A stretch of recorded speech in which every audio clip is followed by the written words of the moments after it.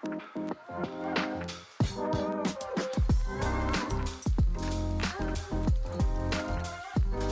is going on, everybody, and welcome back to Salty Runback, here to be your weekly intake of North American Developmental League of Legends. About at the halfway point as we continue to chug along the summer split. Congratulations to Dragoons. Goons, our first NACL qualifier champion after they took the finals 3-1 over Lotus. We'll be talking about the qualifiers a little bit later, as we just also completed our last of the 2 super weeks in the NACL. Regular season, Hawk, about 2/3 of the way done as we inch closer and closer to the playoffs and, of course, that all-awaited promotion tournament. My name is Grapes, joined alongside Hawk. Hawk, how are you doing today? Grapes, I'm doing all right today. You know, I'm going home tomorrow for a week. I'm excited to kind of refresh, reset, come in feeling good for the second half of the split. And, of course, we got a lot of stuff to talk about until that point. So, you know, we can keep the people tied over for the next couple weeks.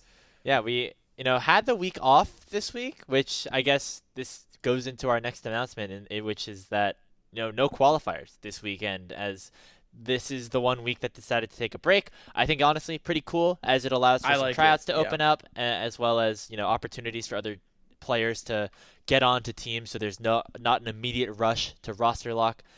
So you get a bit of a breather for OQs, but don't worry, we'll be right back here on NACL 2 for the Swiss stage a week afterwards, which should be pretty fun. And Grapes, this is a longer off season than we ever had between CLOL and Tier 3. That's so true.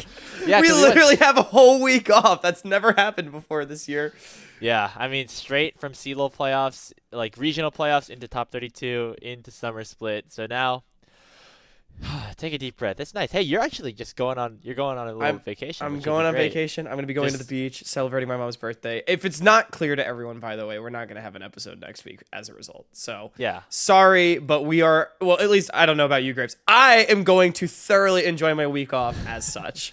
Yeah, I mean, we'll be back the week after. I mean, the biggest things, there'll be 4 NACL matches, and then, of course, just the Swiss stage to preview, but we'll be there to recap everything once we get into the episode next week. Maybe we'll do like a small little, roster something. Oh, if either of us are free or anything like that. We could cook up a little bit of content comes out. Yeah. Hey, I'll have my phone. I can do TikToks. This is where we launch the Salty Runback TikTok once and for all.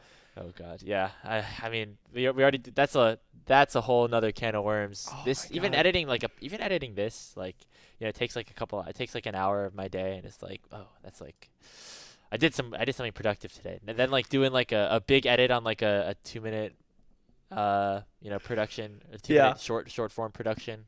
I mean, hey, maybe we will get back into it. We'll see. One of these days. Yeah. But without content further takes ado, work. Content takes work.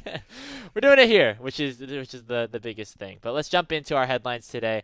We're gonna talk about the NACL to start things off. First being our currently first place team in the Challengers League, which is not necessarily what a lot of people had in their power rankings, not me particularly, as we started off the split, and that is Dragonsteel, who are now sitting at 6-0 in the standings, coming off of a 2-0 victory over Team Liquid Challengers. They have only dropped 2 games throughout the entire season so far, and the remaining schedule is AoE, Disguise, and Fear X Starforge. So not the easiest way to close out your season, but certainly a great start. But they also sit pretty far ahead of anybody else in the standings currently. So, Hawk, question is, with this great start, has Dragonsteel become the NACL Summer Split favorites in terms of who will lift that trophy, or is it still some of the teams that we had favorites coming in? And this is a really interesting question, Grapes. And I'm down to have a discussion on this, because I think it is fair to say that Dragonsteel has looked by far like the best team in the NACL up to this point in the split. Like you said, they've only dropped 2 games. I think the second least is like 7 games. Like, that's crazy. 6. Okay, yeah. So that's a huge difference between number 1 and number 2. And Dragonsteel has looked very dominant in most of their wins as well. Like, they absolutely blasted a Team Liquid team that I still think is like the most mid team in existence, but a lot of other people don't. And it's really interesting to watch them play. However, Sorry. And one more thing to add to this, like they've looked like the best. Other teams like FlyQuest Challengers are kind of disappointing me right now and not really making a strong claim for the top. However, I think at this point it is still really hard to say if Dragonsteel is just like a favorite by virtue of the fact that they have been the best so far, or if they are an overwhelming favorite, if that makes sense. Where I do still think it is way too early to crown them as like a definitive front runner. I think it's just they're the favorites by virtue of, oh, they have played the best up to this point. Yeah. Quick correction. Supernova actually has 5 map losses, but they've only played 5 matches But they lost compared to Supernova or Dragonsteel 6. Dragonsteel as well, yeah. True. They in terms of second least amount of losses, technically Supernova. Yes. But I didn't see them because they're technically tied for 4th in the standings at 3-2. Which interestingly enough, the 2 of the 3 teams that Dragonsteel still does have to play are the teams that are currently tied for second in the standings. That's Furic, Starforge, and DSG. Who DSG, I would say, had a pretty good weekend themselves taking down FlyQuest. So I wouldn't rule either of those 2 teams out, nor Fear. And I think all of them are very much in the running for competing or contending. But I do think Dragonsteel right now has to be labeled as the favorites. I mean, obviously there was some hesitation with Zamudo subbing in and also the roster losing to Winthrop on land, which I think maybe is proof that maybe Dragonsteel are a little bit of land chokers. I don't know if like we want to put that label on them just yet, but it seems like they do so good whenever they're whenever they're online. But then, I never want to put negative labels like that on teams that we really like and we're friends with Grapes, but I will say it has been it has been multiple years since they have won any tournaments. So I used the argument of, hey, this Winthrop team or this SLU team just beat them last week, so I'm going to put them a little lower in the standings. And then they just come out without their main AD carry, by the way, with Rock Boom and destroy FlyQuest. And that was crazy. That was crazy. Since. So, Winthrop's kind of been in the middle of the pack like we've expected them to, but Dragonsteel definitely has not been. I think Zamudo has fit in very well for them so far. I don't, think that there's, that much of a difference in terms of play, but in terms of champ pool, definitely is. Whipped out the Gangplank and the Udyr in that series against Team Liquid. That last game when Jenkins was playing Smolder top and it went I guess they both went really long, but that last game was pretty wild. But yeah, I think Dragonsteel are the favorites. I think it's fair to say at this point. The biggest concern that we had for this team was the top lane, and so far Zamudo is actually playing probably one of his best splits ever. We have a lot of odds questions on this headlines. I'm just noticing. But Grapes, if you had to assign odds, what would they be? To win? Yeah, I'd say around 50-50, maybe a little bit less than 50-50, like 40%. Okay, that's high. That's and high. Then I think there's a soup of FlyQuest, DSG, and Fear. I think FlyQuest ahead of the next 2 by a little bit, even though that DSG just did beat FlyQuest, as the next 50% or so. And then the last 10% is another team. So I would only give Dragonsteel maybe a 35 or 40% chance to win the whole split at this point. We're close. We're close-ish. 50 is high. 50 I think is high. I would probably lean more towards 40. Okay. Yeah. 35. I'm gonna maybe say 35%. just to keep lowballing you. No, I'm gonna say 35%. Dragonsteel wins, and then the other little bit less than 2/3 can kind of be split amongst the rest of the pack, which presumably is going to be 7 other teams, right? So, yeah, I think this team is definitely, it's fair to say, they are objectively the favorites because they're the only team that's clinched playoffs. They're the only team in running to go undefeated, much less, only drop 1 series, right? Everyone else has dropped at least 2. They have looked the best. But for me, it is too early to say that they are the team to beat. I think they are just, as of now, looking the best, if that makes sense. But it's been a great split from them so far, and I'm really excited to see where they continue to go because, as we said, this team has only really looked better and better over the last couple of years, Grapes, and they continue to raise the bar for, their own level of play and the level of play with everyone else around them. Yeah, I was scared last week when we did Salt Street Bets to put Maryville as I like, was too. I was put too. Dragonsteel as a team because I did it last year. I did it last with FlyQuest. And it ended up working out because they won, but I think because FlyQuest were kind of the pre-split favorites and they were undefeated, whereas I think it was a little bit more of a toss-up into Dragonsteel, like now running away undefeated. I was a little bit hesitant. Yo, FlyQuest is not really convincing anybody, man. So that did not work out for me so far. If we did Salt Street Bets this week, I would have put some money on Dragonsteel. Ooh. Obviously, like it's another matchup ahead, but I do think that they look pretty good. But speaking of I Salt do Street Bets, not think I would have put money on Dragonsteel if we did it again this week. speaking of Salt Street Bets, last Sunday, incredible for me. We don't need to talk about it. I had DSG beating FlyQuest, which was one of your teams, and then I had CCG, the team I bet on, beat AoE, the team that I didn't bet on, the team that I shorted. So I'm pretty happy about that. So far we're in a good spot. It's only been 1 week, Hawk, but it might be a return to glory for your boy. Not a great weekend for me. Although my team did win their half of the beef at the very least. So. All right, let's move on to our next headline right now. Speaking of, actually, make sure you stick around for our part 2. I just realized we never did this, but we're going to actually be talking to the winner of that beef, Toasty, the mid laner from Supernova. I'm really excited to get to talk to him, so make sure you stay tuned for our part 2. But let's move on to our second headline here, which is about some substitutions that ended up coming through for the NACL. Of course, we had the announcement that Cozy ended up coming in. Of course, he just came from Misfits on the qualifiers, but we also had Decoy sub in the top lane for Winthrop in their series that they unfortunately dropped earlier in the week to Fearx Starforge. Of course, Denethor ended up coming back for their series against Blue Water, and they ended up taking care of business there. And we also had Barrick, who I think is now listed as a sub. But these are all players, Hawk, who we did not expect to be at the NACL or in that caliber, but all got the opportunity to because of certain circumstances. So my question to you is, Hawk, which one of them, in your opinion, raised their stock the best?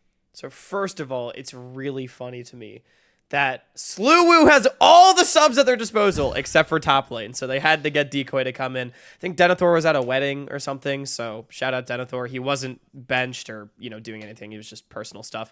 But yeah, I think everyone looked pretty decent. I think everyone can be happy with their performances. I think it's fair to say that Decoy struggled the most. However, I think Sluwoo in general just struggled a lot in that series. He's also playing against Philip, who I think is having a very, very good split. Yeah, so, I think Decoy kind of was like, all right, he didn't look great, but, what are you going to do, I think, honestly, Cozy and Barrick Grapes have looked pretty good, which I would have expected. I do feel like both these top laners are very solid. To answer the question, I think Barrick has definitely looked the best, especially because I think Barrick has a smaller name for many people when I talk to NACL talent, Joshi knew who Cozy Shroud was. He didn't really know as much about Barrick. Obviously he knew who he was, but he didn't know what to expect.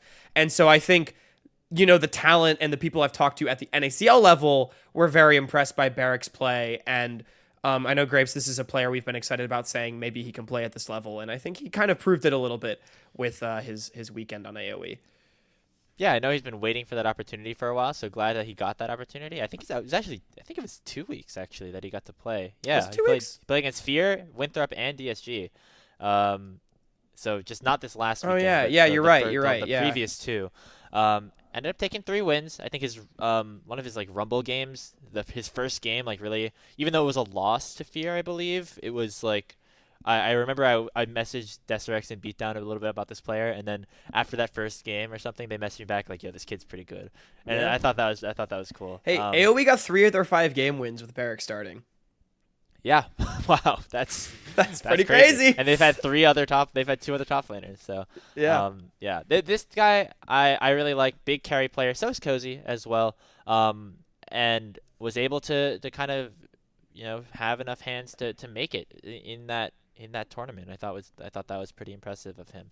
I hope that we get to see a little bit more of him playing, whether it's with AoE or who knows what they're going to be doing with the sub situation, and maybe they'll end up letting him go to play on an OQ team.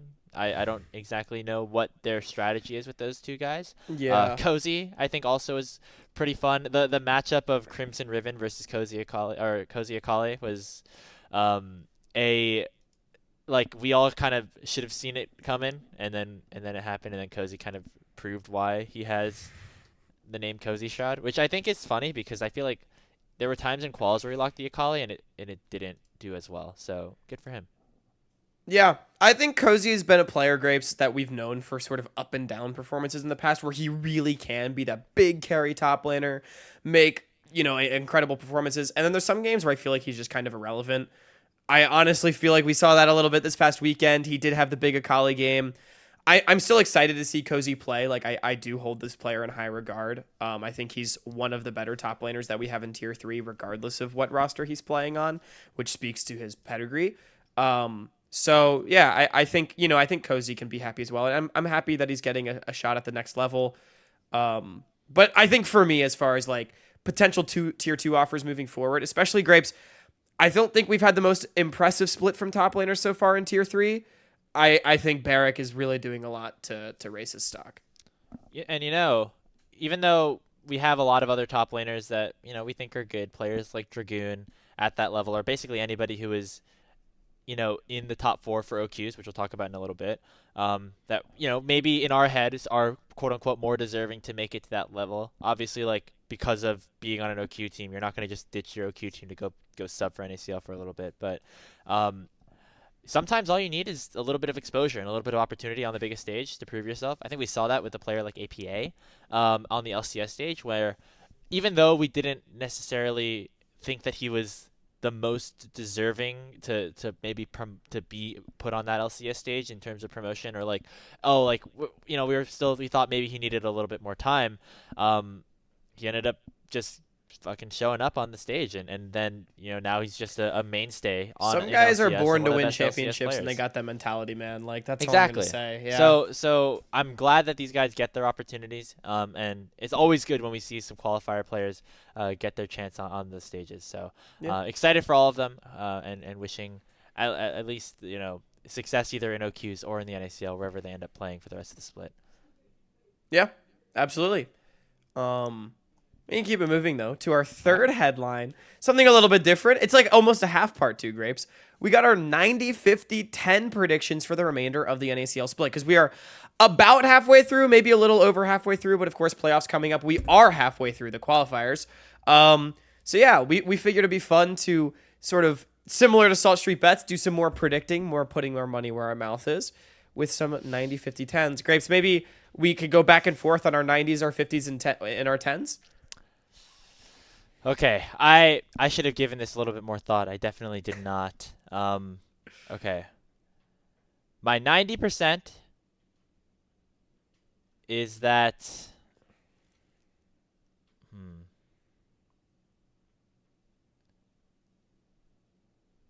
Man, I really should have thought about Anticipation this. is killing me. Okay. Do you have one off the bat? All right, I'll get it started. I don't have my 90 yet, but I do have my 50.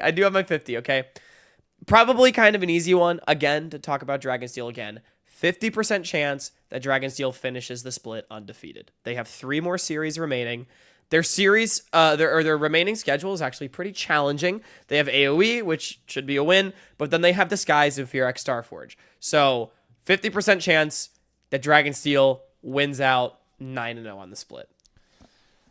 Okay, I mean, we could pull out the calculators like we did last week and try to figure that out, but I don't think we need to do that. Hey, that means that I bought it a good so time. well for me. I think I got like 3 or 4 times odds on that. The Dragonsteel went 9-0. They would go 9-0. So, hey, I'll take it. 50% for me would be that we have. Let's make it spicy. A 50% chance that we have 2 new teams in the NACL come the 2025 season, which means we'll have 2 qualifier teams in, which might get us into our next headline a little bit, so I don't want to spoil too much, but I think AoE is pretty much, it seems like they're close to on their way out, and then I hate to be pessimistic for a team like Blue Otter, but they haven't picked up wins like we were maybe expecting them to recently. They had a pretty tough showing this week specifically, and their schedule doesn't get much easier. So I think that that team against some of our other top teams, like Dragoon's Goons, for example, could be pretty close. And so I'm going to leave it around 50-50. Okay. That's fair. I think, yeah, I think Blue Otter. I mean, at this point, I would consider them winning any of their 3 remaining series a pretty massive upset, which is not the position you want to be in when you have to win a series to force tiebreakers going into the promotion tournament. So yeah, it's not looking good for the kids. Okay, 10% chance, Grapes, that CCG wins a playoff series. Only 10. Well, I mean, yeah, that's I'm looking at the it, rules, then I'm looking at the dog, schedule again. Okay, only 10%. I'm looking at, they probably. But more would than likely finish- they play Dragonsteel in round 1, and then they probably play like Team Liquid Challengers or something. Like, ooh, that doesn't sound very good. Tough. Yeah, 10% might be fair there. Okay, my 10% is like something I like. I would love to see, or something that like maybe I'm, maybe I'm expecting to see. What about a Winthrop top 4? Okay, all I know right. that I know that That they was what I was lost- actually considering for my 10, so I like it. I know they lost to Fear. They have TL, CCG, and Supernova yet left, which I think are all relatively winnable series for them. I think that Winnie's been playing this like crazy play style of like not being crazy, which is pretty funny. He's like spamming all the AP junglers, and so still probably difficult for them to jump into that top 4. But hey, who knows? Definitely possible. Definitely possible. I think Winthrop has shown some promise. I think they're lacking a little bit of direction at times, but like, yeah, I feel like this is hopefully a team that should continue to improve. To keep things moving though, Graves, my 90% is going to be FlyQuest, who is currently outside of the top 3. They're going to finish the split top 3. So you think they're gonna be in winners finals? Is that your prediction, or just anything? Like in playoffs, they will be either winners finals or lower finals. And they could go higher. But like they will make it into the top 3. 90% for me. Said Dragonsteel has an MVP candidate, and it's not Yuji, one of the other 4. We have to specify that it's not 5-time back-to-back MVP finalist. Yeah, because we've never had someone like win it again, right? Because after you win the award, it's like, well, now you're like kind of given that title. Yeah, I feel like they try to give it to different people. Who? Okay, who? Like, this is not part of your prediction. I'm down with 90% Dragonsteel MVP candidate. I would go the bot lane. I would go the bot lane. Okay. One of them too. I like it. All right. Well, there's some fun predictions, some things to maybe keep an eye on as we move forward. Yeah, we're at kind of the halfway point of the season too. Yeah. So, well, we were last split, but like now we're like including the playoffs. We're like really kind of getting there. So, we'll see. Maybe we'll do another one of these like as the playoffs actually do start. But I'm down. I'm actually I'm down to revisit. A lot of ours, I guess, were for the playoffs as well, so we can kind of like continue to add on our predictions. I guess just to recap, I've got FlyQuest top 3. Then I have Dragonsteel undefeated and CCG winning a playoff series. Grapes has Dragonsteel MVP candidate. Wasn't MVP winner, right? Just MVP candidate. Yeah. MVP winner maybe like 50. I'm sorry. MVP winner would have been a decent 50. I feel That's like. a decent 50.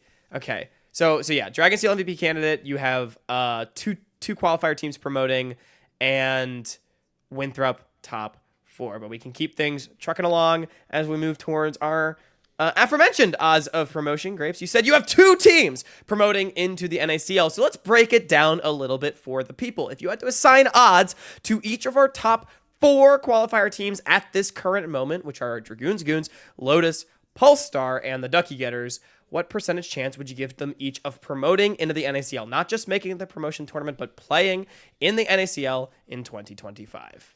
Right. I had my odds of 2 teams promoting is 50-50. So I'm not going to try to do math here, but I just want to talk about all 4 of these teams, and I think that gives us a good opportunity to do so, especially because I think some of our thoughts about these teams might have changed. Yeah. Coming into this weekend after the games. So since there's 2 spots, right, there should theoretically, if you think 2 teams are promoting, then you should have 200% chances, right? And then if you think 1 team's going to promote, 100% chances I'm etc. I'm I'm probably gonna be somewhere between 100 and 200 then. That makes sense. That Because makes sense. That Yeah, yeah. that would be my prediction. Well, to start off, I guess. I Yeah, think yeah. Get it going. Dragoon's Goons might not have been as high for me coming into this week, but they absolutely destroyed Lotus. They didn't get their chance to rematch Pulse, but it is what it is. Beat the Ducky Getters as well pretty handily. And I think that their chances have gone up pretty substantially. Just getting to watch Array and Daption just like play bot lane more, getting to watch like Sudsy kind of do his thing. It looks like they are very much the favorites, and they are confident that they are the favorites as well. I'm gonna give them like 80% that they promote into the elite. Yeah. I was also feeling like 85-90% for Dragoon's Goons. Like, they will absolutely dumpster AoE when they play them, if they play them. I'm pretty confident that they could beat Blue Otter as well. I think that would be a fun series, actually. But it would be, I think, Dragoon's Goons favored if they played, and then obviously they are the favorites against any of the qualifier teams, Ole Miss pending. Yeah. All right. Well, what do you think about Lotus? Because I know that you predicted Lotus to win, and a lot of people actually predicted Lotus to win the finals. We did our little community predictions. It was about 70%, I think, of Lotus predictions. I am going to give Lotus a very solid coin flip of 50-50 grapes, because I think they are a very solid team with a lot of exciting prospects and good players across the board. But also, I feel like they are a team of players other than Dardoch that have sort of yet to take the next step, if you will, in their careers, where a lot of them have kind of been at a similar level for a long time. And that's not to take away from them. Like, again, they've been at a high level for a long time, but a similar level for a long time. Or they're Sushi and Mixture, who I think, after having watched Sushi play in the grand finals, I think the kid is very promising. I'm very excited to watch his career, especially in Tournament 2 and his growth. However, like, if I had the market right now, which is what we're doing, if the promotion tournament was tomorrow, I don't think Sushi is at the level yet. Like, I think guys like Levitate can overtake him still. Mixture, I think, is maybe at that level, but hasn't been there, right? So I'll give them a really solid coin flip, where I feel like they are a good enough team with good enough players to maybe do it on a good day, but I can also see them just not quite being able to take the next step. I mean, let's not forget that a team like AoE has like Wixie and Breezy as their bot lane, right? Like that's pretty impressive stuff. Like they would. That's going to be a hard challenge for any of the qualifier bot lanes. I think Mixture and Sushi like have a chance to grow a little bit more and try to improve their laning phase and get ready for that tournament. But I'm a little bit worried about them, which is why actually I think I'm going to go a little bit lower than you. I might be towards like the 40-35 mark for That's pretty fair. That's pretty fair. And it also ties into the next team I want to talk about, which is Polestar, because they did a little bit of tweeting today. They tweeted a picture of Core JJ and Doublelift, and Mobility also tweeted the same thing.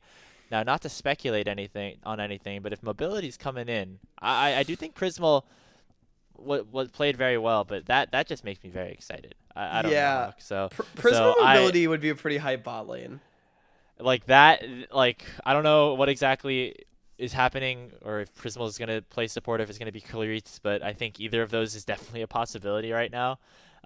If that ends up happening, and we're purely speculating based off of their Twitter posts, obviously. But I would, if that roster change happens, I'd be pretty hyped about Pulse. I might bump them up a little bit. I think they're both around. I think that at this point, because we don't know what that new roster would look like playing together, I think I would give both of them I think I'd give both Lotus and Pulse like very similar odds at like 35-40, even though we just saw Lotus kind of make quick work over Pulse. I think I'm giving Pulse like 30-35%, regardless of who's playing on the team. Like, I think even if Mobility doesn't come in, it's a pretty good team. They definitely can promote. However, I don't think they would be expected to. I think, as opposed to even Lotus, I would pretty definitively favor Blue Otter over Pulse, regardless of who's playing, by the way. I don't know if that's a hot take. I think even if it's Mobility, Prismal bottom lane, I still think that I would favor Blue Otter, because I think that Sammykin might actually be the best player on Summoner's Rift. Well, Will. Okay, that's hard to say. But Sammykin might be the best player on Summoner's Rift in that matchup. So yeah, I think in that case, I'll give Pulse like a 30-35. I'm still gonna give Lotus the coin flip. I think Lotus could compete as a team against anybody here, even if like their individual level of play is slightly lower. Then that brings us to the Ducks. If the promotion tournament were to happen tomorrow, Grapes, what are we giving them? Oh, that's like a almost different question, right? Because now the question is like, I might lower their odds because I don't know if they're gonna make the promotion tournament. let's assume that they do, maybe for the thought experiment. Or well, if we assume that they don't make the promotion tournament, I'm giving them like a 5% chance. I think I'm still around 5% for them. I think maybe less even. I mean, I think that they could take some series if they play promotion, or at least take some games. Like we saw in their series against Dragoon's Goons, where even though they were pretty much they definitely looked like outmatched. Like they were able to team fight well. They still had good communications. And so I think I would give them the edge a little bit there in terms of the ability to take some games. But I think it would be very, very, very, very unexpected if they ended up promoting after being a bunch of rookies. Yeah, it would. Not to disavow anything that like they've done so far. They've obviously had a great split to so far. But yeah, I would say it's pretty low, unfortunately. Yeah, I think I'm at like 5% as well for them. It would be quite impressive if Ducky Getters make the promotion tournament. I'm rooting for them. Honestly, it'd be incredible. What a story. But it's not expected. Yeah. Maybe there's some other teams that end up popping up as we continue to watch. Remember, we're not going to have an episode next week, but the week after we'll react to a lot of the new rosters and things like that. There are roster changes coming, so not like a lot of huge ones, but like there's a player in and out here and there. Most of them are pretty hype. So yeah. Let's move on to our last headline as we wrap up this first part of the show. Remember to stick afterwards for our interview with Toasty Alex. But we're going to talk about the best of 5 that we got to watch for the qualifier finals, which was, of course, the first ever true fearless best of 5. Now, it only went 4 games, but we did see some of the strategies change and some of it, like the lost bands and things like that come into play. So what were your thoughts about this format, and are you excited to watch it in the NACL playoffs? Yeah, Grapes, we got to be a part of a world first. That was kind of fun. Tried to advertise it as such. I don't know how many viewers we had, honestly. I didn't go back and look. But yeah, I enjoyed it. It was really interesting. The thing that stuck out to me the most was that Rumble, Ivern, Kindred, and Darius were banned in all 4 games of the series, even in game 4 when you only get the first round of bans, which was so interesting because it was almost a shame that we didn't get game 5 because I wanted to know. Game 5 would have gone crazy. Right, what the plan for game 5 was when we couldn't ban those champions. Like, it literally felt like, the kind of thing where I'll do laundry tomorrow. That's a problem for future Ben. Same kind of concept, but in fearless draft format. Like, I was kind of surprised to see the lack of, like, targeted drafting earlier in the series to try to remove the strain as things progressed. Because I do feel like Lotus tried to cook a little bit in game 3 by like going super early game, but then they drafted themselves into a little bit of a hole, I think, because Dragoon's Goons, they left a lot of comfort up until like end of the series. Like, man, in game 4, they got Sudsy Azir and Array on Aphelios. Like, get the fuck out of here, man. Also, Kizno and Maokai, which, sorry, neither here nor there. It was a huge blunder not to ban Maokai in game 4, I think, from Lotus. Straight up. But, yeah, I thought it was really interesting, Grapes. Yeah, I liked it, though. I liked the mind games that it sort of posed, and honestly, I would be really curious moving forward to see how teams prepare differently, because I do feel like Lotus's drafts were not my favorite, specifically. Yeah, there's a lot that we still have to figure out. I think that some of the things that I was worried about still kind of existed, like blue side is still so OP when you get into the later stages of the games. Because in game 4, you don't have a second phase, so you don't have the strategy. You don't have the ability to like ban out like counters or blind something on R3 anymore, and it becomes only that counter pick that you have. And then for game 5, obviously, the other team kind of has their own kind of share of whatever they want in terms of power picks. And part of me is a little bit worried about what Game 5s will look like in terms of if there's like say like an OP champion that's just like way better than anything else, has like 100% win rate, and like you have to ban it in every single game, but then like whoever gets blue side just RNGs getting that champion, then like that would feel kind of bad. And in terms of like volatility, like it creates a very volatile Game 5, which is entertaining, absolutely, but makes me a little bit worried about what like in terms of competitive integrity. But I think the first 4 games like were fine. Like I had no problem with the way that it ended up working. I liked seeing new champions every single time, and it didn't seem like people were running out of options as we got later into the series. But it did make me feel I'm still worried about what a Game 5 could potentially look like.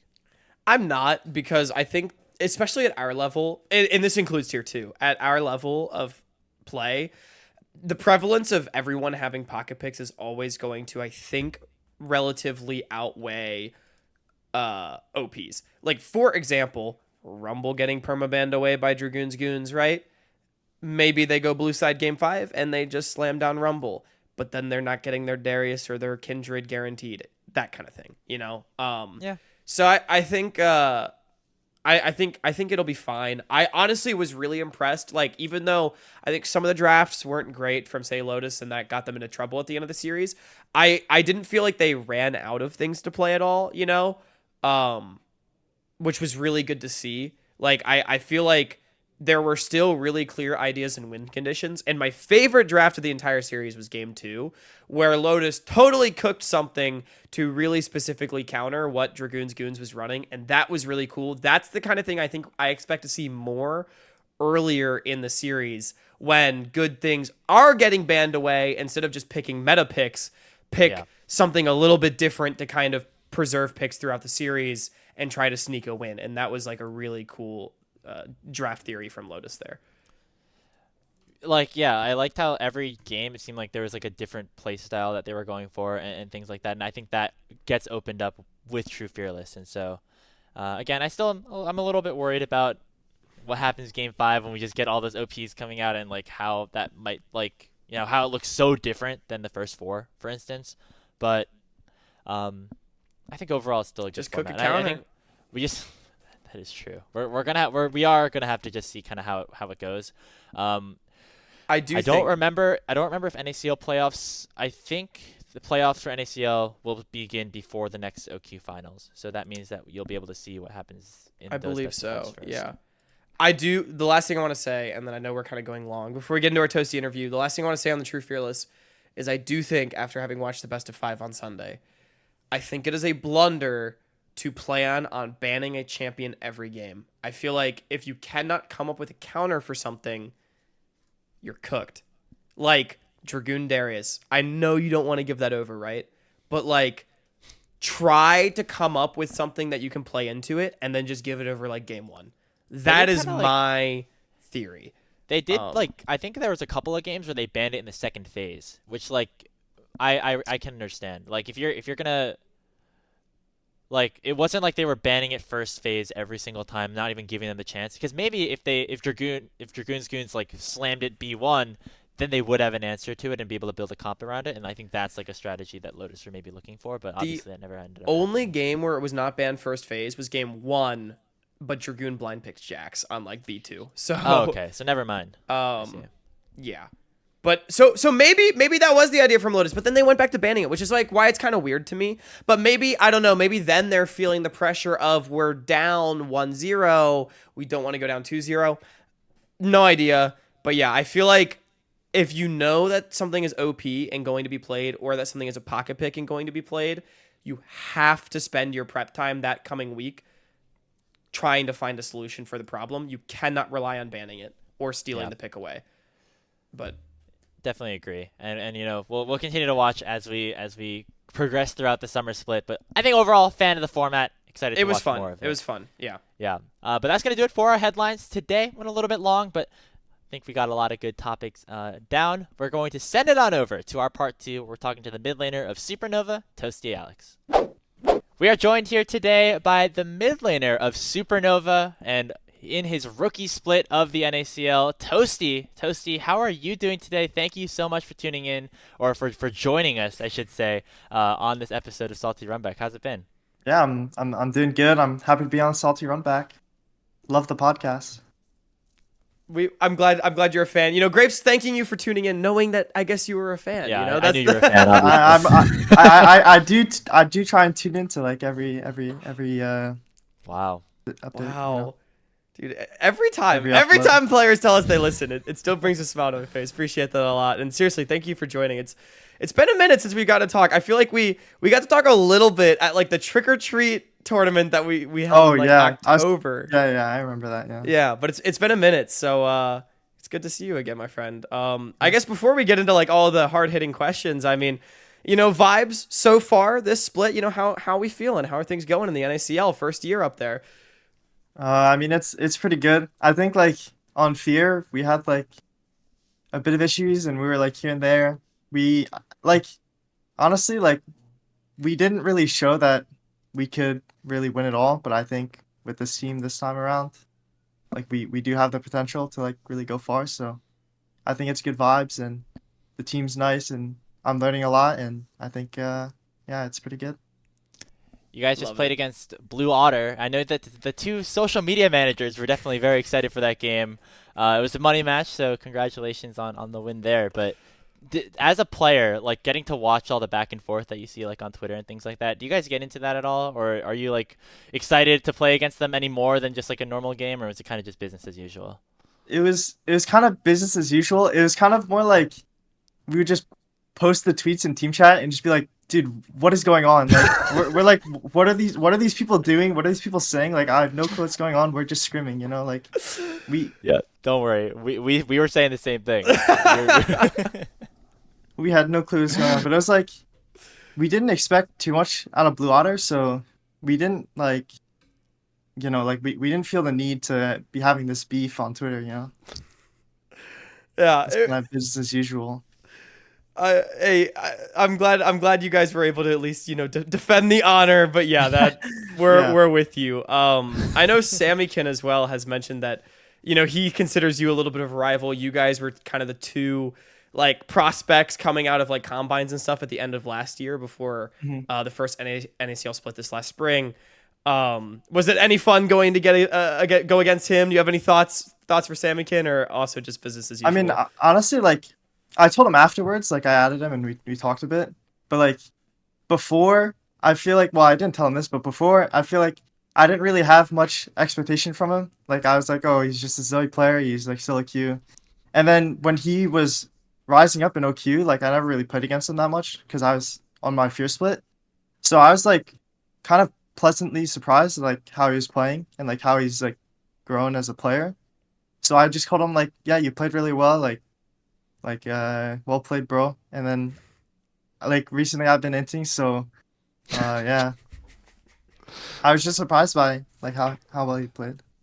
Yeah, I think that we were all very surprised by how well he was playing in the qualifiers and getting to see, you know, his individual performances on in NACL this split, even though the team hasn't had too much success, at least as of late, has definitely been really, really cool to watch. So, I mean, you guys are definitely people that we got our eyes on moving forward. But before we talk about this split a little bit more, I want to take a bit of a step back because it's been, I think this is like your third full year playing in competitive league, but how did you get started? What was the like when did you start playing league, I guess, and when did you really think that you wanted to try to play competitively? Yeah, so like a lot of my family members played, like my older brother and a lot of my cousins, they're like around his age. Like I think at the time they were in high school or like middle school, and I was like, I don't know, seven or eight, just on like a hand-me-down laptop. So I saw all of them playing these games, playing League, like World of Warcraft, stuff like that. So I kind of got into gaming like at a very early age. So I think around like seven is when I started, but I never really I just played like casually. And then I started getting into it more and more like throughout like middle school, I guess, and like maybe towards the end of elementary school. And I was like maybe plat or diamond, just like playing the game for fun, just doing whatever, just pure mechanics. And then I joined this program called C9TG. It's like Cloud9 Training Grounds. Yeah. And I was like one of like the first, I guess like they called them campers. So I was like one of the first people in. And funny enough, my coach for C9TG was ZZ, my coach now. Wow. So I feel like Wow. I like got to learn a lot, at least very early on, and we both got to grow as people and coaches and players. So yeah, I think my first year there was like, I don't know, 3 years ago. And I went from Diamond to GM, like 600 LP. And I thought like, yeah, maybe I could like give a shot, see how far I can go. I kind of enjoyed improving. So yeah, I think it was like about 2 or 3 years ago. I really like wanted to try and start things up. That's awesome. That's really awesome. I know Toasty, you're not just a good League player as well, but you also are pretty proficient in Valorant too. I'm very jealous of your video game skills. Like, did you ever have to choose between like League and Valorant or anything like that, or was it always League that you kind of wanted to give your competitive edge to, or what? Yeah, I mean, okay, so before I joined C9TG, I was like, I don't know, Immortal and Valorant. Like when it first came out, it was like the first split, and then the next split, I like got in and really started playing a lot. And I hit like, I don't know, Immortal 1 or Immortal 2. But then I was just joining like random amateur teams, or like, I guess there weren't that many because like VCT and that stuff haven't come out yet, and like the open qualifiers. But when that first came out, I was like, I don't know, top 1K, 1.5 maybe. So I like really thought about maybe I could go pro in this game. But then when the VCT open qualifiers came out, you had to be 16 and I was 15. So I couldn't play in it or at all. So then I started playing more League, and then that's when I got into Wow. the Cloud9 like program. That's great. Wow. So, forgive me if I'm wrong. Correct me if I'm wrong on this as well. But I think the age to play NACL qualifiers or like It's the 15. PGCQ is actually 15. So, I Yeah. think you might have been 16 when you started, but I think I was 16 or 17. Or I was like just turned 17 or something when I started. Okay. wow, Okay. being too old, being too young even for Valorant, so you go That's play so the game interesting. where more boomers are. That's wild. Did you ever like? I mean, do you think that was like a good choice? Do you think that this is like a more fun game for you, or do you kind of think it could have gone either way? I mean, I'm pretty happy with my choice because, I mean, I think both games like have their upsides, and I think Valorant like really is exciting to play competitive because I did dip my toes a bit in the competitive scene or like scrims, or there's also like a Valorant side for C9TG, so I would like just go sub in or like play like some matches or something if someone needed it, just for fun. But I mean, yeah, like professional Valorant, comp Valorant is like definitely really fun, and it's like round by round you're like really hyped, and League is a bit more slower, but it's like building up to that big moment. So honestly, like I think for both sides I would have been fine going to play pro for either side, but I'm pretty happy with how I progressed in my League career. Dude, that's crazy, man. I mean, yeah, I would definitely be happy with how you progressed as well if I were you. I mean, what's your secret? Like, tell me how to hit Challenger and Immortal at the same time, Toasty. What's the sauce?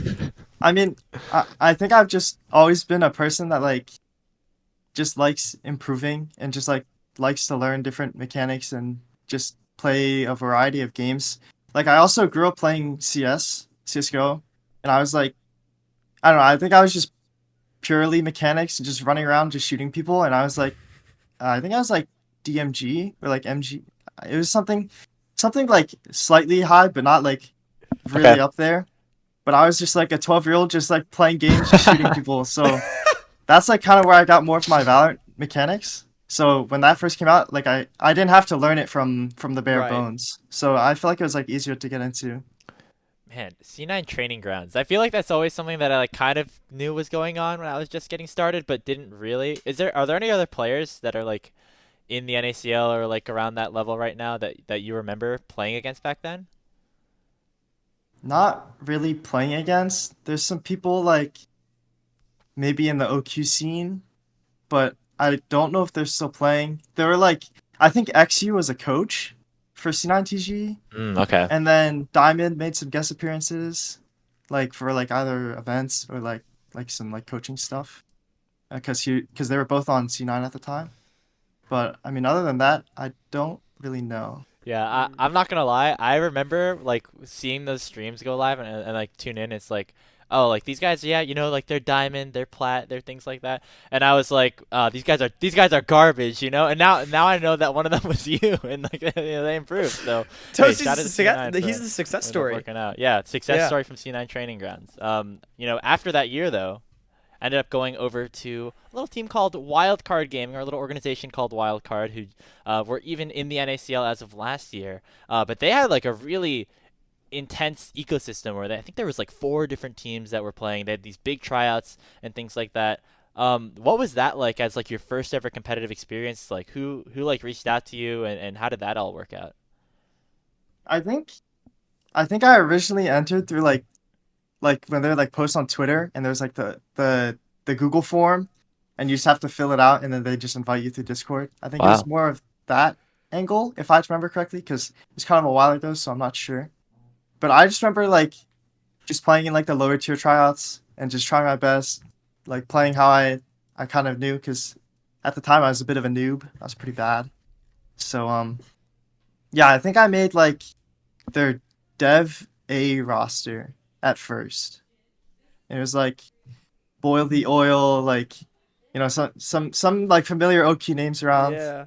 Like I don't even know if Pocus was on there. I think he was on the team above. But I think Maniac 1v9 was on that team too. Wow.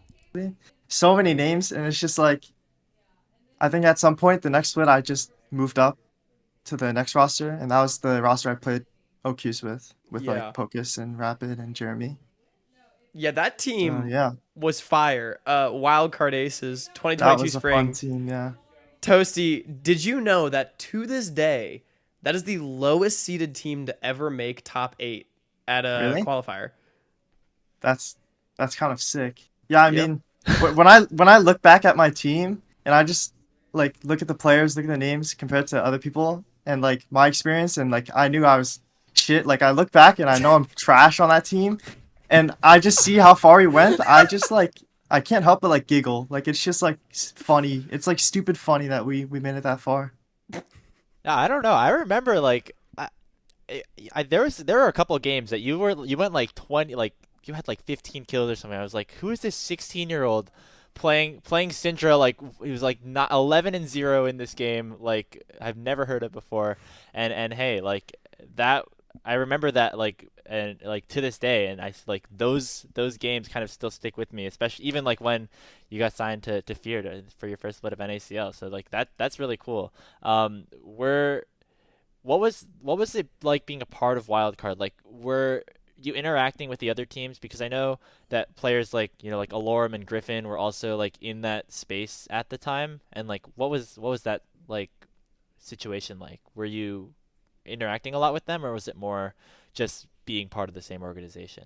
Honestly, like at the time I was like a little scared. I was like a little kid that just didn't know how to reach out. I didn't know like if I should. So I was more just interacting with my own team and my own org, like managers and stuff. And then just like seeing that, oh yeah, there's other teams, because I think I definitely could have if I wanted to, or knew that like it was a possibility, but at the time I didn't really use the my resources properly because I just didn't really know. So I never really interacted with the team above or like talked to like the main team stuff. Yeah. Understandable. But it was still enough to kind of get you started. Team Fish Mhm. Taco in that summer, and then moving forward, We don't have to talk about 2023. that. We just skip that. Yeah, we can skip that one. Yeah. But moving forward then to 2023, like we mentioned, you took a split off in the spring, or at least seemingly, and then it was the Coachify split. Just tell us a little bit more about like the journey from making that jump as young qualifier prospect to NACL. Where did you always want to get to that level? What steps did you take? Stuff like that. Yeah, I mean, honestly, like I always wanted to like just keep going up and just keep going higher and higher. And I think I'm not sure if it was after the TFT split or after. I think it was after the TFT split, like the disappointing split. I really took the off season to try and improve and like interact with other people and just like see what I can learn from other people. And then that's when NACL started, I think. Yep. And Yep. then so I was trying to get into NACL, and I think that's when I was okay. I don't know if I'm supposed to like. It's probably fine to leak this, but Golden Guardians Academy or like amateur or whatever, like they were supposed to go into NACL as like the second, like they were supposed to have a second team past their academy team that was technically an amateur team, Interesting. Okay. and then I was supposed to like, I think Anero wanted me like really badly for that team, but then that ended up like falling through, and then they partnered with AOE, and that's why I eventually subbed in for. But I was like, I guess, kind of in contention for like a spot, but I don't think, at least for AOE, I wouldn't have I don't think I would have gotten the spot on that team. But yeah, I mean, I was supposed to debut in NACL like pretty early on, but a lot of stuff fell through, and I kind of just took the sub spot to just keep learning, look at VODs, and talk to people. Yeah, I feel bad. I feel like Anero tries to make a Golden Guardian. There's like the saga of Anero trying to make a Golden Guardians amateur team has like 4 different iterations, and each time they Yeah. just end up not happening. I feel really bad because it seems like he obviously cares so much about the space. But I mean, yeah, being a sub in that situation, like, what was that like? Did you learn anything like that as a part of that team, or was it like just watching scrims? I remember you playing a lot of Champs Queue also in that time as well. It was a lot of like just tuning into some scrims. We also had Golden Guardians connections because they partnered with AOE. So we had a few VODs from there. And yeah, I mean, I mainly took the time to just like focus on school because my mom, like, at the time I was doing like pretty bad in school, and my mom was like pretty upset. So I had to make sure I had that like like locked in on that side of things. And I just took the time and focused on school, watched some VODs, played some CQ, played a lot of solo queue. Yeah. Nice. On that note, are you still in school now? Do you have any plans of doing like collegiate or anything in the future, or gonna take the time to really try to go pro? Yeah, so I graduated high school this year. Oh, congratulations. Well, like a congrats. couple months ago in the spring. So I think I'm gonna plan on taking a gap year, and then try and go LCS, like, I don't know, summer 2025, spring 2025. See how that stuff goes, and then maybe I join a collegiate program in the fall if stuff falls through, or I'm not like progressing the way I want to, because my parents do want me to go to school, like if I'm running out of time, but they're giving me like at least a year to focus on things. Yeah. That is really cool. I mean, that you have that support to give yourself that year and really, try to go after this thing that you really want. And I mean, Yeah. I think that's incredibly valuable. So congratulations to you, first of all, for graduating and for Thank you. taking that journey. The last couple questions we have for you, kind of looking a little bit holistically at the career. We've talked about a bunch of different teams you've been on and stuff at this point. Toasty, we're going to put you on the spot. Favorite team that you've played for, besides the one you're currently on, of course, because we know this is obviously your favorite. What's your Yeah. favorite roster you've been a part of? Honestly, like, just like looking at my own perspective of things, TFT kind of boomed and we were in a pretty garbage situation. And then Fear, we had our up and downs, and we were like always like Fear was really fun to play with, like, as friends, but then as a player it was like a bit off and on. Like it felt bad sometimes, it felt good. But like Wildcard, when I first joined that team, like I felt like I was just like a little baby, and I was just playing the game and I was just having fun no matter what. And like there was like a little bit of pressure, but there was never a time where like I felt like I was just not having fun playing the game at all. Like it just had I just felt like I had a good first experience playing in amateur. Wow. So the first one, so it hasn't gone better than that, you're saying? Well, Until No, I'm just Supernova, kidding. of course, It's Graves. it's gotten better, but it's because of my own perception of like the game and like Yeah. a team. But like when I first joined, like everything just felt right, you know, like I was just Right. having fun. Do you have any like favorite memories from any of those teams that that you just still think about and laugh about sometimes that you want to share? Okay, Philip is one funny dude. Like I just have so many memories of just Philip like in a scrim or like in team fights just screaming or like saying some like random funny ass quote and I just like quote it back to Philip like every once in a while. It's just fun. Philip has always struck me as Viper. I've said this before. I feel like on the pod, but I knew Philip was all right when, again, back at the trick or treat tournament that we did back in last October, you guys were like smashing a game or whatever, and then Philip Yeah. is like 0-9 on Zach, and I'm Yeah, like, just that's my running it go down. I right remember there, bro. I remember that. I remember that. That was so That was a funny game to cast because we were watching and it was like, oh, Philip's dead again. like, But then what the is rest this of guy the rest of the doing? team is doing good. But like, he's all right for that, you know. Like I was like, that's respect. That's respect. Oh, I love it. I feel like, hey, when you're brand new, you know, you never know like what you're getting yourself into, and there's some sort of like I guess innocence to the whole thing of like, Yeah, I'm just here like having a good time. I love that, man. That goes perfectly into the last main question I think we have for you, which is, so, you know, we've talked a little bit about like you're perceived as sort of the young kid, the talent, the zoomer, whatever in the NACL. How do you feel about that perception? And, you know, how do you feel like it shaped you? And also, do you feel like, you know, it's a positive or a negative? I mean, it's like it's always a positive to be like that new kid, like up and coming, like whatever.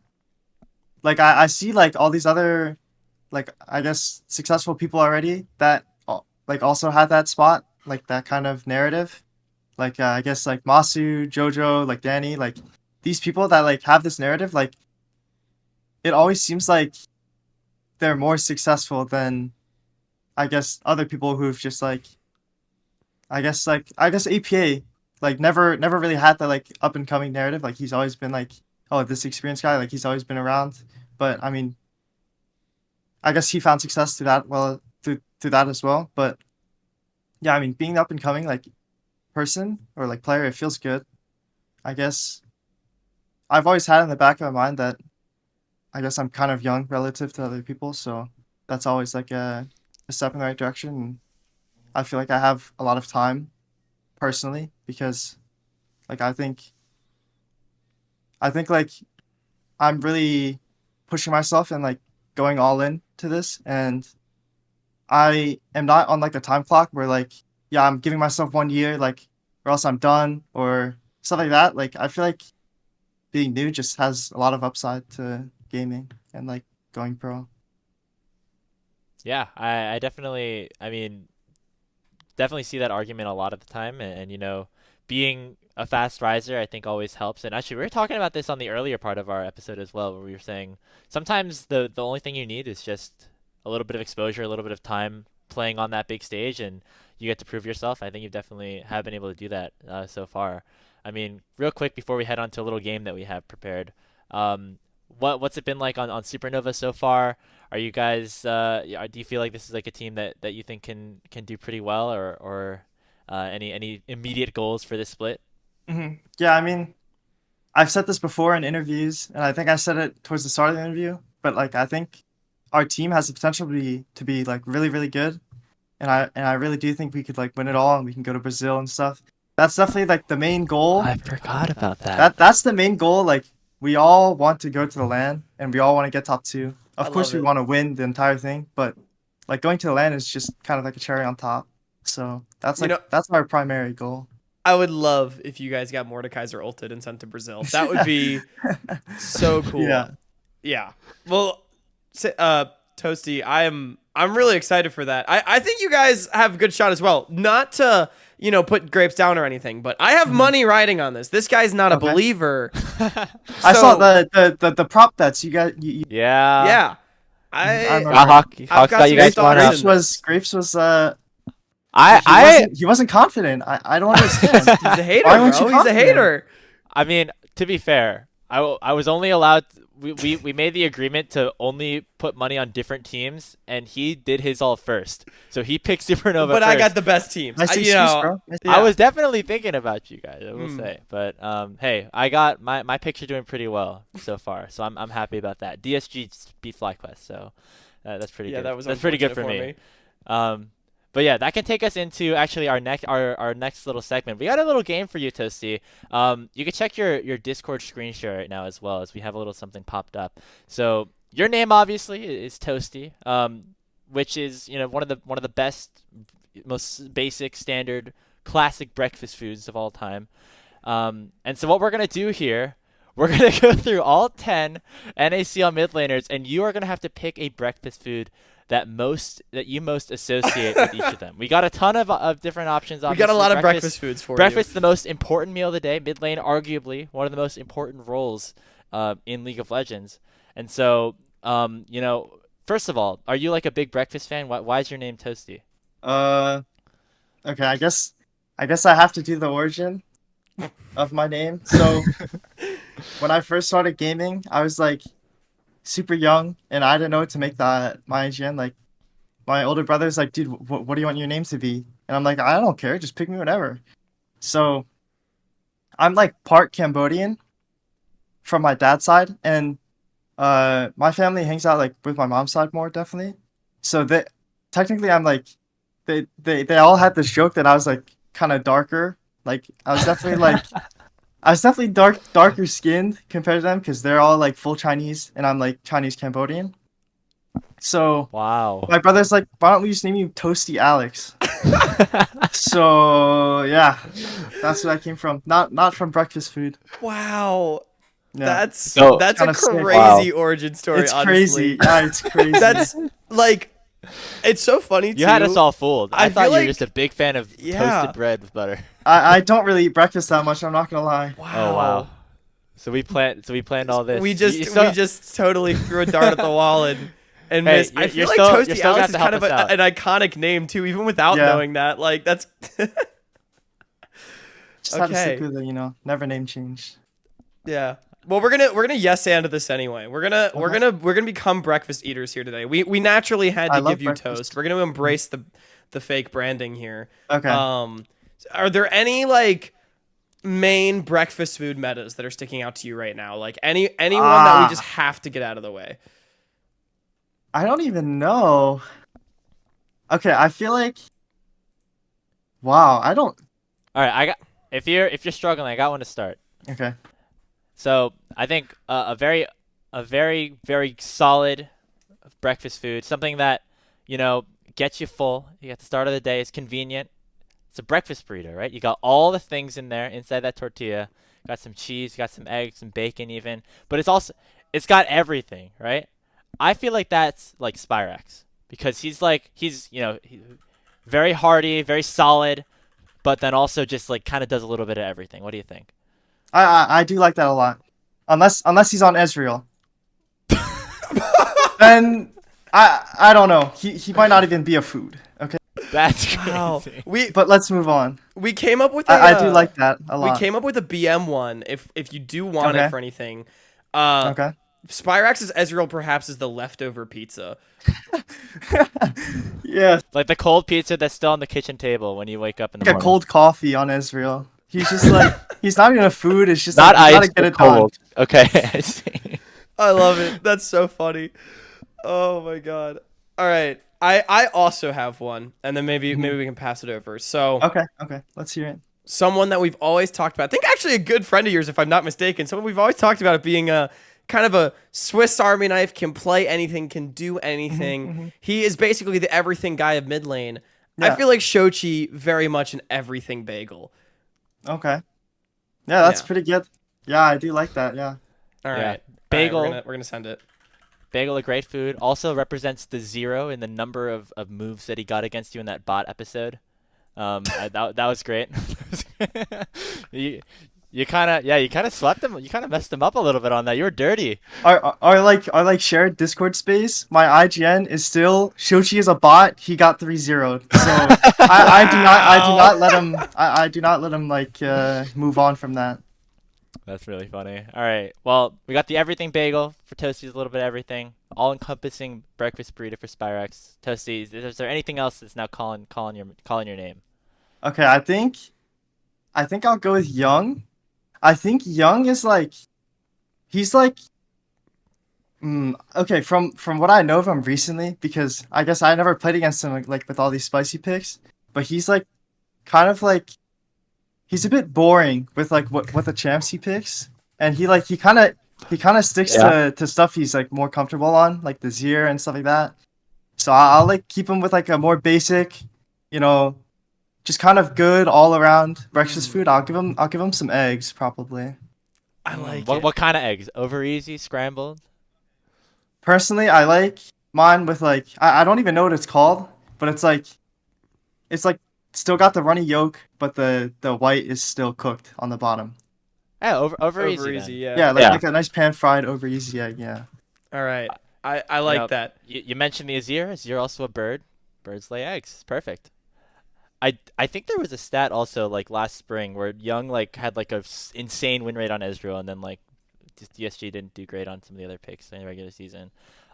Sorry, not on Azir. Did I say on Azir? Yeah.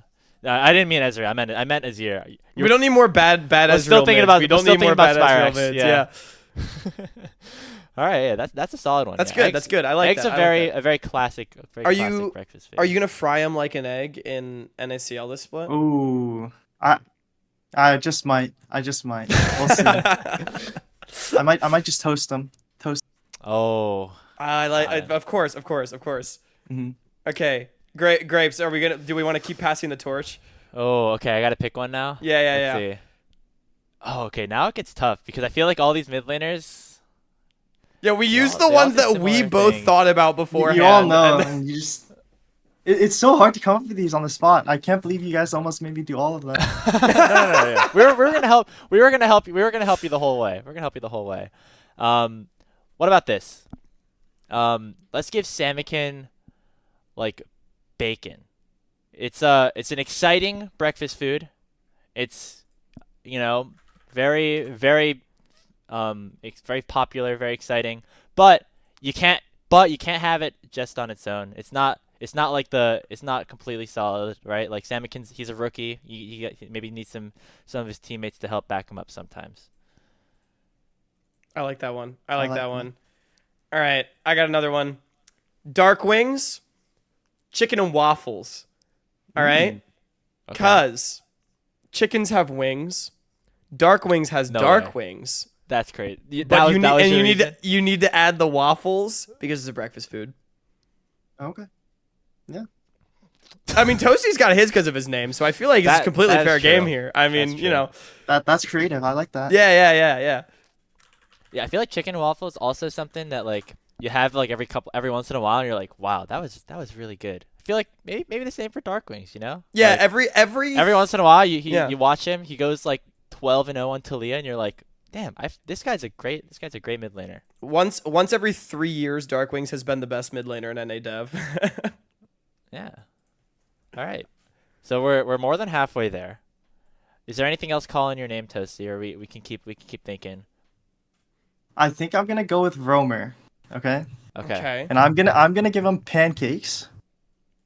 But I will tell you that I like waffles way over pancakes. I'm more of a waffle guy because I think that pancakes are really like inconsistent. Like they're either really really good or they're like meh. You know, like I'd rather have a waffle. And I think Romer is just like he either like is just 1v9 on the day like perma smurfing, or he's just like running it down on side lane sometimes. You know, like he's like what's going on? I'm not sure what he's doing. You know. So I think pancakes fits him well. I love it. I love that so much. Oh my god. Okay.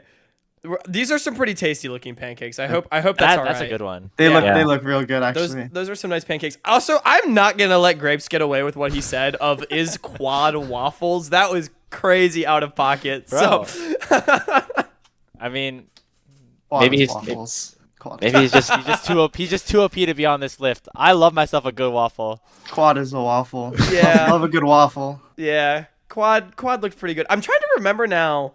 Well, Wait, no. Oh, you went on Supernova last split. Never mind. How did your series No, it's against not. FlyQuest go last split? Okay, in regular season, You guys took a game, right? yeah, we took a game. I remember that. Right. Oh And yeah, then, yeah, yeah, yeah. and then we had like an 8K gold lead, and then we just ran it down at tier 2 No. tower and died and lost the game. I remember this series, And man. then, and then we played them in the playoffs in like winners like quarters or something.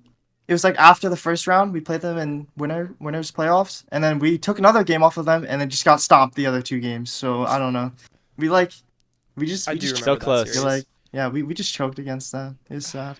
That's a bummer, man. Did Quad show you the way of waffles in that series, or?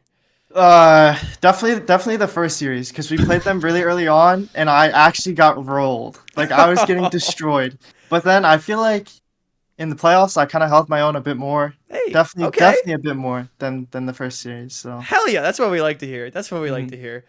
All right, well, guys, we got 3 left. We could each Three more. take one more each, maybe, or you know, Alright. we could really put I- Toasty on the spot. Either one. I got an idea. Okay. Grapes is cooking. A Blaze Olive. He's probably the most experienced player out of the 10 of you here. I'm pretty sure. He's been around for a while. I remember him on like the TSM Academy days back in like 2017 or something. One of the most classic breakfast foods is cereal. And so we can give him some ABOs, you know? Some Cheerios, ABOs. How's that? I love that. All right. All right. Yeah. I can get I behind feel that.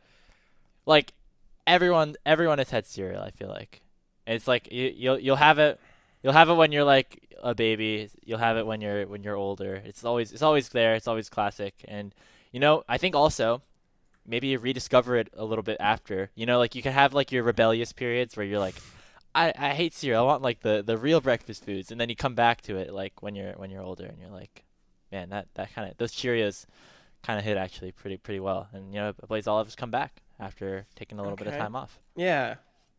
All right, Toasty. Do you want Bradley or Onat? What do you want your big triumphant one to be? Okay, I feel like Bradley's like easier, but I can't quite think of a food that like fits it because All right, so what are some things about Bradley that you think about him? think of like something that isn't traditionally eaten for breakfast, but like sometimes you just like have it for breakfast because you know he roll swap to mid. You know, like he's off and on. He's going mid. He's playing top, and then he's coming back to mid. You know, like you just I try to think of a food that you know Grapes, isn't eaten breakfast often, but I can't think of it. I You gotta help me. roasted you for putting quiche on our list of breakfast foods, but maybe Bradley That is might the be good. quiche.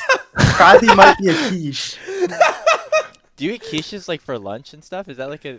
I feel like you can, or like I don't think I've ever eaten a quiche. I'm well, not gonna lie. I think quiches are like they're basically just like bougie casseroles, right? Like it's the same Yeah, thing. it's like eggs and stuff, veggies and like meats like in a little pie crust. It's pretty good. Like you could totally eat a quiche for like brunch, you know? Like All right, you know what? All right. Well, we'll do that then. Okay. Yeah. All right. Well, Bradley is gonna be a quiche. You could totally have this for like.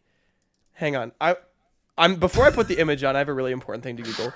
Okay. Is quiche a dinner food? I feel like it's traditionally a breakfast food because it has all the It's like it's all the you put like bacon, you put eggs in it. together. You know? Yeah, So yeah. thekitchen.com, kitchen spelled wow. without an E, that's how you know they're cool, says it's the dreamiest dish to dig into for a special family breakfast, a weekend brunch, or simple lunch or dinner. So There you go. Okay. by that logic, I think Well- Bradley's the quiche. I just my last potential, you know, the thing before we do this is I just came up with another idea. It could be donuts because donuts are not always eaten for breakfast because they're sometimes eaten for dessert That is true. Or a snack. or a snack. I think that's both That could work too. ideas are good. I'm not gonna lie. I already got images of quiches, and I think it's funnier to call Bradley a quiche. all right, So we'll I'm call- pulling up the quiche. Yeah. Quiche is more fancy. Bradley's like one Yeah, Academy. Bradley's a fancy he's like guy. he's got the rings. He's got the 2 chains or whatever they call them. So yeah, that Yeah, that they, works. you know that they call him Bradley Two Chains. they do. Do They they? do on the podcast. Who is Who that? calls him Bradley? Dude, ask like any of the NACL casters. They've all called him that at some No point. way, Okay. really? Yes, I'm guarantee asking you. I did like a rap. He's going to talk to Joshi. Okay. I did a rap. I did like a rap video with Deserex like a year ago, and they and like he wrote a line about like 2 Chainz. I'm pretty sure. Maybe I did. Maybe I'm just making this up. Who knows? I personally have never heard of Bradley 2 Chainz. All right. Well, maybe I'm just making things up here. But Toasty, we got Onat left. I know it's maybe a little bit harder for you because he's All the right. newest I've player here. consulted with Josh. I have no idea what the conversation just was. But apparently, Josh says there are people that call Bradley 2 Chainz. I don't really do it unless someone else does. He cited Lennon and Eric. Yeah, Deserex I and was Mazel I was telling Toasty I did Okay. a rap video with Eric, and we were talking about that. Okay. I think I've also heard Mazel say it before. There we go. So- So I Really I haven't. don't know how I Bradley 2 never heard Chainz. this, but yeah. Yeah. All right. We got Onat left, Toasty. I know he's the newest member of the NACL, so it might be a little bit more difficult for you. But is there anything that about him that sticks out to you as a mid laner that you think could help us pick a breakfast food? I'm not sure. Okay, so Onat is like from my experience, like playing against him, he's always been pretty strong early on, and then I'm not sure if it's like the people surrounding him, his team, but like mid late side laning stuff like that, it's never been super strong. But early on is like early game, his laning has always been his strong suit. So I feel like we should do something that I got a great idea. Hold Okay. on. So my idea is this is the crazy stack of like cinnamon roll pancakes with like 3 things of whipped cream on top that you like take like a picture something of. super sweet that's just Yeah. like insanely good at the start, but you just can't finish. Exactly. You take Oh, a wait, picture that's of it for really good. Instagram. That's good. That's Yeah, you're like, wow, this is great. You have like a few bites, like this is amazing, and then maybe towards the end, it's like, man, maybe yeah, I shouldn't have gotten this. someone else finish this, bro. Please take it off. Yeah, take yeah, this yeah. off of me. You know. Here you go. Here, Yeah, I got one here. Oh, Shout you got out- an image? You got an image? Yeah. Okay. This is actually from a place that is nearby me. I just looked up. So some red velvets yeah. with some cream cheese Okay. frosting on top, That looks chocolate insanely chips. sweet. Yeah. This looks like something for Instagram, right? Like. I like it. All right. I like it. All right. Well, we have breakfast foodified the NACL. Toasty, are we happy with this? This list that we I'm got? very happy with our list. I think. Hell yeah. I think we have a great list. I love it. Well, I mean, shoot, that's everything Grapes and I got planned. Even though Toast may not have been where it all started, we're gonna co-opt it starting Yeah. today. All right. Toasty, before we let you go or anything, I'm gonna open the floor back up to you. Anything that you want to say about playing in the NACL, your journey, or anything about yourself, just in general. Yeah, I mean, I'm just extremely grateful for the position I'm in, and I'm very happy that I'm able to play video games at like a level and maybe potentially make it a career. So I'm just very happy at the position I'm in, and I guess to all the people watching, I guess thank you for staying till the end and actually watching this because I thought I'm pretty boring, but thank you for staying. The OG stay till the end of the episode. Absolutely. Yeah. Thank you so much, Toasty. And we're wishing you the best of luck for the rest of the split on Supernova. Hope you guys make it to Brazil. Be fun. Thank you so much to Toasty for sitting down and talking to us. I thought that was a really fun interview. We got to learn Yeah. a lot about him from his start to, this split today. Got to compare a lot of breakfast foods and also learn the origin of his name, which Yeah. was a very different than what either of us thought. We completely forced breakfast food upon bro. Like, it was fun. And, I mean, he was a did great say, sport. Like he did say, yeah, no, breakfast food is goated. It just wasn't the reason my Yeah. name is that.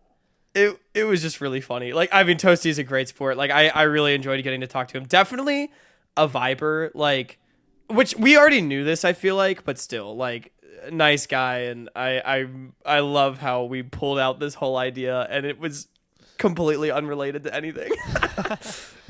Yeah. I'm super excited to watch a player like him continue to play, especially like on a team like Supernova, who, is still making some good waves. They got a bit of a tough schedule. They got this DSG and FlyQuest as their next 2 matches, but then they finish up with Winthrop and AoE. So, your Salt Street bets maybe in a decent spot, and again, we'll see what happens comes playoffs. I hope so. But that's it for our episode today. Thank you everybody for tuning in and making it this far. I know we've gone long on our last couple of eps, but You got There's too just much to always- say, I guess. There's always yeah. so much to talk about. We're just professional yappers at this point. Let us know, of course, down below in the comments if there's anything that you'd like us to do. We're always looking for new ideas. And a reminder that there will be no new Salty Runback episode for next week. So covering this next upcoming week of games. We'll be back the week after that to talk about the Swiss bracket of the OQs as well as the NACL, which I think would have 3 weeks remaining after that. After that. Yep. Or maybe it's 2. Is it 2 weeks? Might be 2. Well, there's 3 weeks of NACL left now. No, there's 4. There's so 4 weeks now, so it'd be 2 yeah. left when we come back. All right, cool. Yes, there will be. Yes, that sounds right. So, yeah, we'll see you all. When in 2 weeks when we release the next episode, we'll have a good amount of stuff to talk about. I think it'll be good. Obviously, tier 3 coverage gonna pick up. Not this coming weekend, but the weekend after as well. Make sure you tune in for that. Make sure you still watch the NACL. LCS is also coming back. Woohoo! We love the LCS. Total aside, I loved when Toasty shouted out like APA and like Masu and like those guys, Jojo Pyun. But if you think that Toasty Alex is not gonna be the next Jojo Pyun, you can take it with a grain of salt because you're damn wrong. Follow us on all of our social media at Salty Runback Pad, at Hawkcast, at Speedy Grapes. And we'll see you all in the next one. Have a good one.